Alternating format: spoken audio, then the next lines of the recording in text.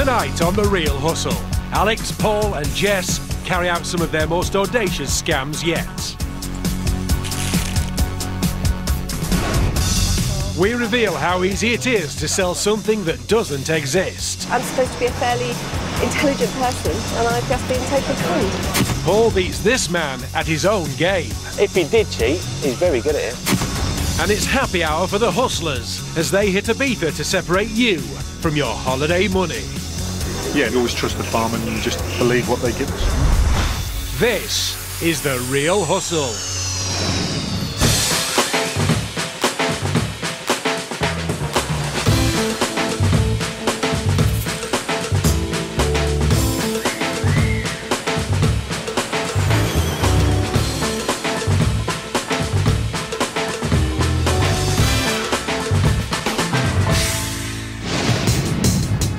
We're going to uncover the secrets behind the most popular scams being carried out by con artists today.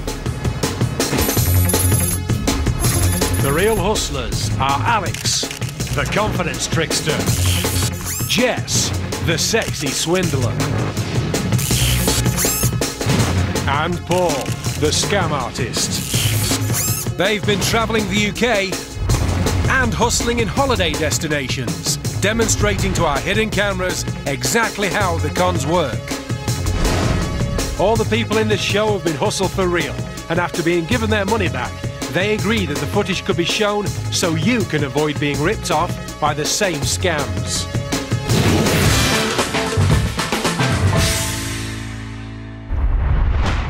New scams get invented all the time. We came across this scam very recently, and all I can say is, it's a very, very clever way of passing off counterfeit cash. This is the Counterfeit Pen Con.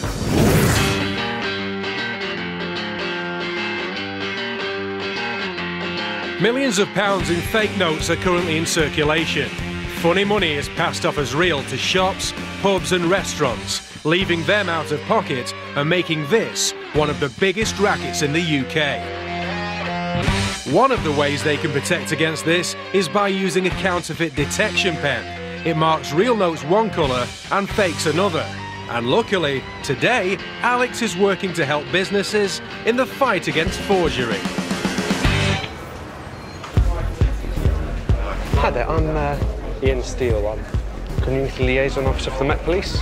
It's just a courtesy call, really. It's about our new counterfeit pens. Okay, sure. You're going to have a batch of these coming through your doors next week, I would say. Okay, sure. We're going to send you about 10 of them. Scribble on them. Yeah, I'll show you how they work. I've got a specimen one. So all you're going to be doing is just a little mark, and you can see the mark. It's a kind of a deep grey. Yeah. If you've got a real one in your,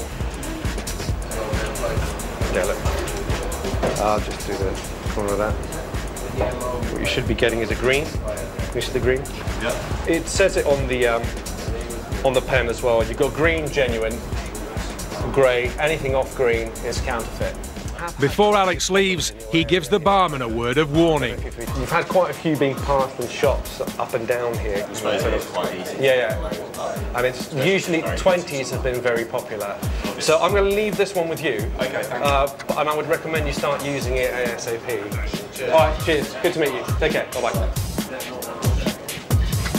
The barman doesn't seem convinced by the pen. What a load of But that doesn't stop him using it during the busy lunch hour.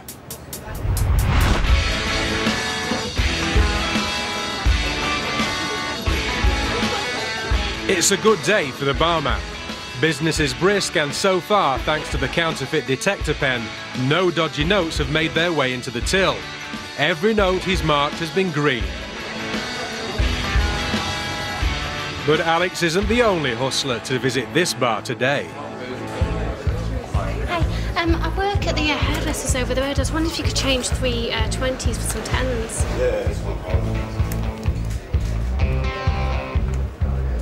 Oh, brilliant, thank you. If the notes are fake, Jess is about to be rumbled. He uses the counterfeit pen and takes a closer look at the colour.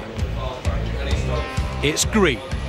The notes are legit. Okay, thank you. And he gives £60 in change over to Jess. That's great, thanks so much. Cheers. Everything seems above board, but of course it isn't. The till's now £60 down and contains 3 fake notes. But how? The counterfeit detector pen left a green mark on a real note and a grey mark on a bogus note. Alex even demonstrated it in front of the barman. Sorry, I've got a... What he didn't realise is that Alex used 2 different pens. As the barman inspected the specimen note for the grey mark, Alex used this distraction to swap the grey pen for a green pen. Let's see that again. The green pen is clipped to his belt and easy to switch. As you can see, if you've got The barman didn't spot a thing, and now every note that he checks will be marked green and appear legit. What you should be getting is a green. This is where Jess comes in. She wants change for 320s. The notes are fake, but of course the green pen leaves a green mark. So the barman thinks they're real. Jess leaves the bar with £60 in crisp £10 notes. That's great, thanks ever so much. So I've just been done. Which is, well, egg on my face. Can I have my £60 back, please? And of course, the hustlers can repeat the scam all day. First, Alex. Hi there, I'm Ian Steele. I'm Community Liaison Officer for the Met Police. Followed by Jess. And at £60 a time, this scam can prove very lucrative. Hey, I wonder if you could change 3 20s for some 10s. There are many ways to check for counterfeit currency, and no one method is a substitute for all the others. If you're in any doubt about a note, look at it, use a pen, check the paper, look for the silver strip, hold it under a UV light, and if you still don't know, hand it back and refuse to accept it.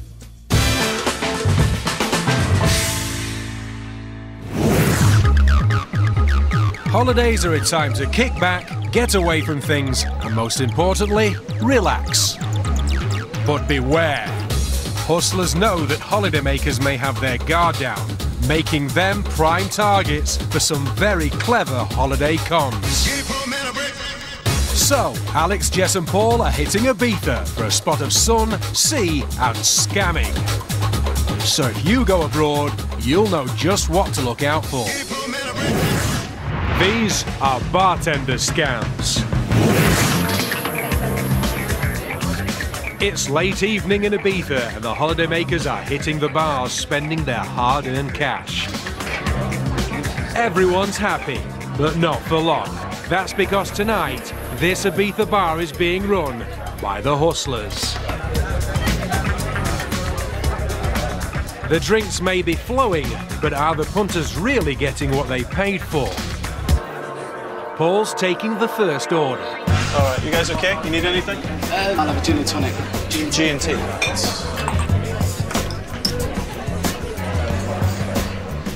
There you go. Enjoy. They've spent €25 on Paul's drinks. And are they happy with them? Yeah, it's fine. Yeah, really nice. Maybe they wouldn't be, though, if they knew what Paul had actually given them. All right, now there's plenty of ways of shortening your drink, but this is one of the cleverest. So the first thing you do is grab a glass. Got a glass, got to put ice in the glass. Before I get to the ice, as I'm walking past this plate, this is actually filled with gin. So that goes on here like this. That creates a layer of gin on the rim of the glass. So when I get to the ice, and then to the tonic, all I have to do is pretend, with my back turned, to add the gin. And that's easy. Thumb. A little bit goes in, tiny amount. The rest is topped up with the tonic. By the time I turn around, it looks like a full drink. But all he's got is a very small sip of gin. While Paul's scamming, Jess is serving. Hey boys, what can I get you? Double brandy on us? Yeah? Made that 2, yeah. 2, no problem. She measures it out right in front of them. There you go, boys. Enjoy. Thanks, You're welcome. So, are they content with their measures? Yeah, that's exactly what I expect, yeah. Yeah, lovely. My favourite. When you order spirits, bar staff will usually use one of these. Now, it's a metal measuring cup, but if the bar's trying to scam you, they might use one of these. Now, they look identical, but in this one, there's 3 metal discs glued to the bottom, which take up space. So, when you think you're getting a double, First, a proper double measure. Like that. You're actually only getting a single, Then Jess's doctored measure. as you can see. That's a 40% difference, and all thanks to a couple of washers glued in the bottom. While Paul and Jess have been busy filling the tills rather than the customers, Alex has been working his end of the bar. Hiya. What can I get you? Ooh, hey. Vodka. Vodka orange? 3 times? Yes. 3? Great, fantastic. Thank you.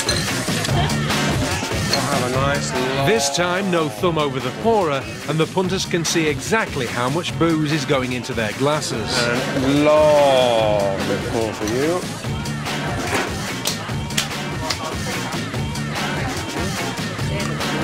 There you go. Enjoy. That will be 20 euros. 20 euros? Yeah. Okay. Thank you. Enjoy your evening. Cheers. It tastes like orange juice. It tastes like orange juice. I wonder how much vodka's in it. Yeah. But they saw Alex doing a nice long pour of vodka. How has he hustled them? When it comes to pouring spirits, most bars will use something like this. This is a pourer. I'll show you how they work. They just go onto the top of the bottle. Now I'm going to pour some of this vodka here at the count of 3, because that's how they measure it. They measure it by time. Okay, so here we go. 1, 2, 3. Okay? That's how much vodka we've got there. Now, if a bar wants to cheat you, they can use a different kind of pourer. So I'm going to show you how this one works. I'm going to fit this pourer here. 1, 2, 3. Can you see the difference? I've managed to pour about half the amount that I would normally pour in your drink. Now, if I do this all night, I can save the bar hundreds and hundreds of pounds, and you're getting less alcohol than what you paid for. So while the real pourer gives you a decent measure, the thin nozzle on the short pourer means you're only getting half what you should. Yeah, no, we always trust the barman and just believe what they give us. Yeah, I think I'll keep a bit more of an eye on what they're doing rather than just sitting there chatting, waiting for my drink. Yeah. So when you're on holiday, mind how much you drink, or you might not spot that you've been hustled. I've been drinking vodka all evening, so I really can't tell. More real hustles still to come. We reveal why these people are queuing up to buy something that doesn't exist. I've given some stranger my bank details. And why you should never play cards with a hustler. I don't want to see. The real hustlers are going to show you how to win some free drinks off your mates by using proposition bets on some unsuspecting customers in this bar. The proposition bet suckers you in, as it's a bet on an event or outcome that you believe can only go one way. And it always does go one way, the hustler's way. So watch and learn. Right, I have a puzzle, and it goes like this. These glasses can't be moved, okay? They've got to stay where they are. You have to stand this one up here like this, above the other 2 glasses, using only what's on the table apart from your drinks, okay? That's the puzzle. Now, some people figure this out and some people don't. I'm so confident that you're not going to figure it out that I'm willing to put a round of drinks on it. So, to win Paul's money, what they have to do is stand one glass above the others without touching or moving them, and using only what's on the table. Like I said, what's on the table. We can try. Let's try. You've got to remember, it's got to stand freely, so you've got to take your hand away. Take your time, but I'm getting very thirsty. I should warn you. Let's try and balance. We got some time. Now, ladies, are you aware of the laws of gravity? Yeah. Obviously not. Okay. Let me go over it again. These have got to stay the same distance. Alright. You've got to suspend this up here. It must be standing. And you can only use what's on the table, but not your drinks. Fair? Okay. See, the £20 note has been on the table the whole time. So what we do here, a little bit of engineering with the £20 note. And so what you end up with is a little bridge which goes here, and then this goes there, like that. That's it. So by folding the note to create a corrugated bridge, Paul's made it strong enough to hold the glass. You know, surprisingly, I only drink very expensive drinks. I'll have a whiskey, how's that? All right, fair enough. And the ladies will have whatever they like as well.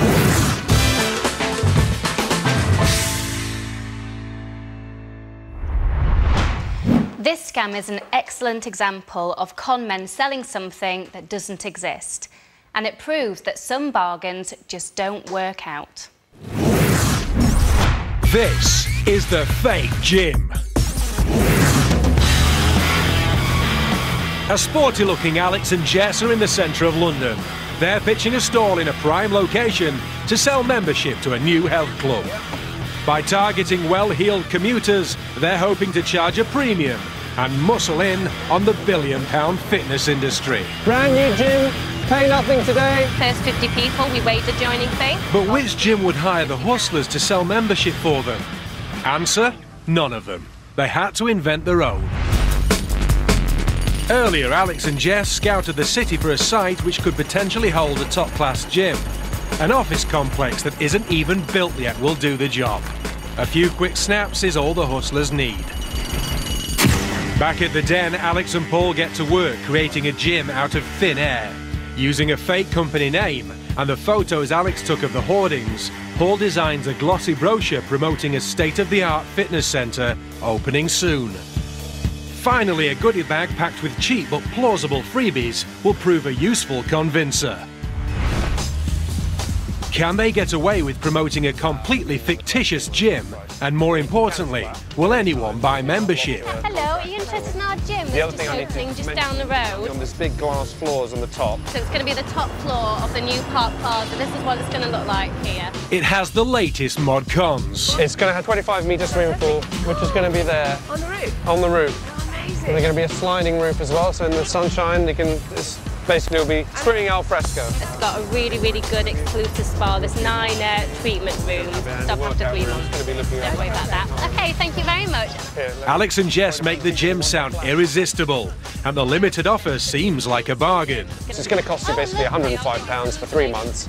Today we're doing a special offer where there's no joining fee for the first 50 people. We're waiving the joining fee, which is £350. We've got like 6 places left. I'd do it, because we're only doing 50. Do the punters think it's an attractive offer? Just the facilities seem to be brilliant. It's half the price of where I go now. Half price for first 3 months, so seems okay. Lots of dance classes and fitness classes that are all free. So that's the hard sell, but will anybody sign up? So, do you want me to sign you up? Yeah? You get a goodie bag as well, which I know is the deal clincher. Can I put you down for it? Yeah? Lovely. In fact, Alex and Jess's sales pitch was so good that they flogged over 20 memberships in 2 hours. For the first 3 months, we're going to do half price. And to join, all they need to do is hand over their bank details. All we need is your name, address, contact details, and then just any account details that you can give us on the back. It's identity theft on a grand scale. Just your personal information, and then just your bank details on the back, anything that you've got really.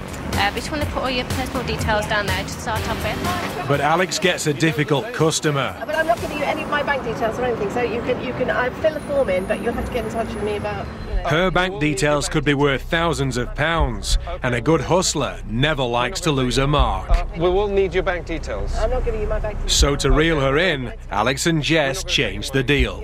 We're not going to take any money. You're not going to take any money? No. Are you sure? Not until September. Well, we don't 1st. because we can't. It's not going to be open until then. We can't So you're take not money paying for for anything. we can't take money for something that doesn't exist. All right, okay. Yeah, it'll go. I'll give it a go. That's it. She's thrown in the towel and even hands her bank card over to Alex so he can take all her details. That's perfect. I can take everything from there. That's 3.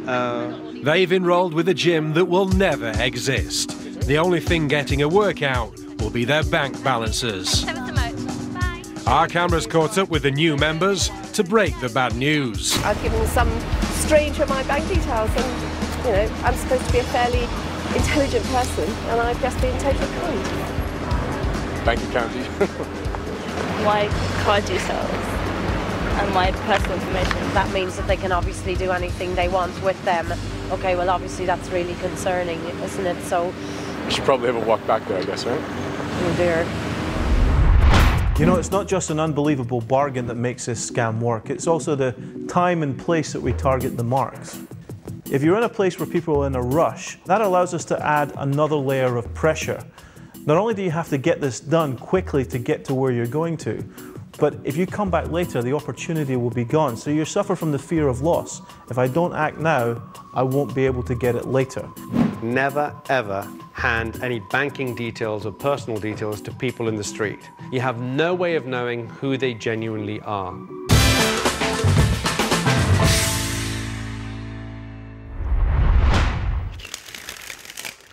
First move I ever learned was a way to cheat at gin, shown to me by my grandfather when I was just 8 years old. And I've had a lot of time to practice. This is cheating at gin. Where there's a market, there's cash in hand, and Paul's here to get his hands on some of it. He's looking for a mark to play cards with, and where better than the local cafe. It doesn't take him long to convince a regular to play a few hands of gin. And to make things interesting, there's money at stake. To see who deals? Go on, you can go. Yeah, I'll trust you. Each player is dealt 10 cards. The aim is to get rid of your cards by forming runs, which are 3 or 4 cards of the same suit in numerical order, or the same value. For example, 3 nines. Once you have a group, you lay them down. And he's off. Then the players pick another card and try to make a new group. The winner is the first player to get rid of all their cards. Oh, that's ridiculous. Look what I had.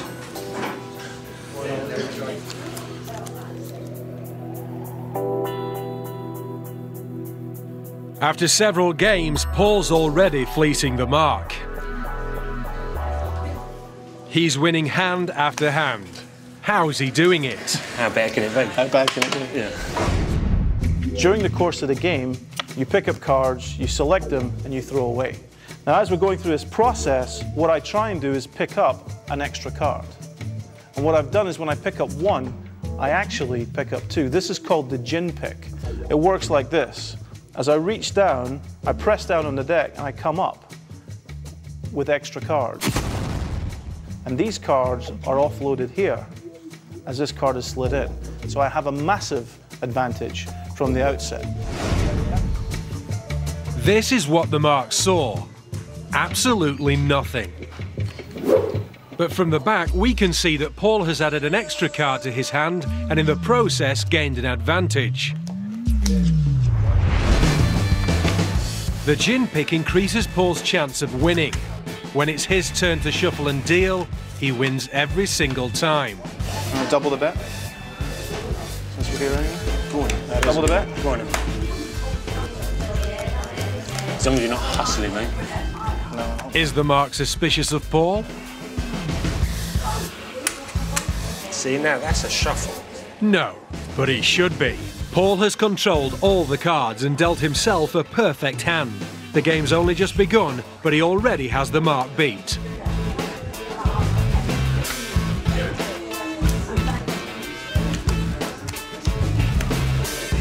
I so want to swear. Now, we used all sorts of moves on this guy. I'm going to show you one that's basically called stacking from the discards. Stacking from the discards means picking up cards that have already been played at the end of a round and then dealing them back to yourself. Let's imagine someone's put down 4 aces, 4 kings, 4 queens, 4 jacks, and 4 tens. Of course, there would be more cards on the table. So what I do is I grab the cards I want for the next round. And of course, the best ones would be the aces, the kings, and the queens. I grab the cards I want and put those on top. And I grab all the cards I don't want and I put these on the bottom. And while I shuffle, I'm being sure not to shuffle the cards I want on top of the deck. So these cards are still safe. The next thing that I have to do is set the cards during the deal so they get dealt to me. And I do that with the aid of a perfect shuffle, by shuffling the cards exactly so that the cards alternate like this. So when I deal the cards to myself, what I'm getting are all the cards that I collected earlier. So I'm guaranteeing myself a perfect hand right out of the gate. And for the next hour, Paul just keeps on winning. Oh, bad luck. Well done. There you go. Bad luck. Thank you. But ever the sportsman, he gives the mark a chance to win his money back by cutting cards. It's double or nothing. High card takes all. You cut first. Just like that. We're going to bet on it, are we? Okay. What have you got? Double or nothing? Let's get the old moths out of the way. All right. Yep. What you got? I don't want to see. The mark has a 9 and Paul gets an ace. Oh, yeah.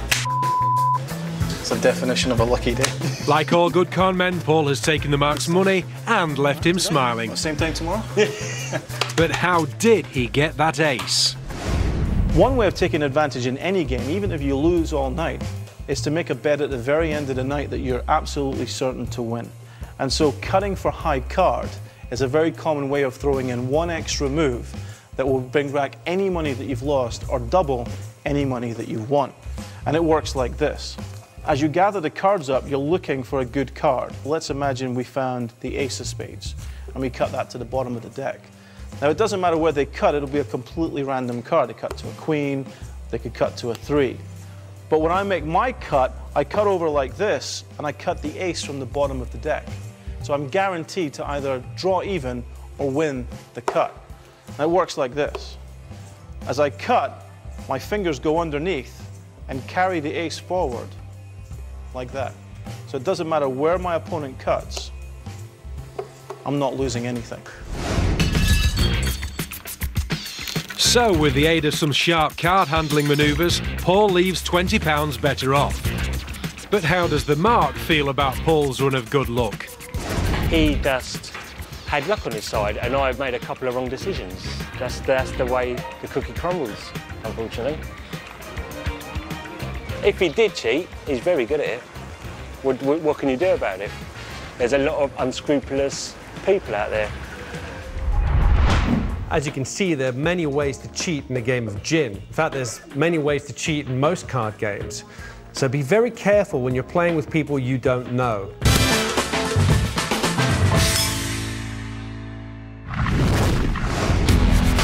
If you don't want to be scammed, don't take strangers at face value. And remember, if it sounds too good to be true, The workout room, it's going to be looking over the housing then it probably is. For more information on the making of The Real Hustle, visit the BBC Three website.